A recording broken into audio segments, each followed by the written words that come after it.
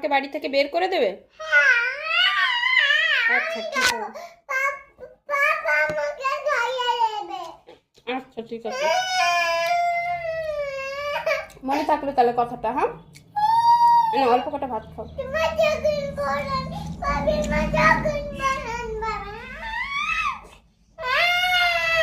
তাহলে আমি বাড়ি থেকে চলে যাব, তাই তো? ঠিক আছে, তুমি তাহলে হ্যাপি তো? ঠিক আছে।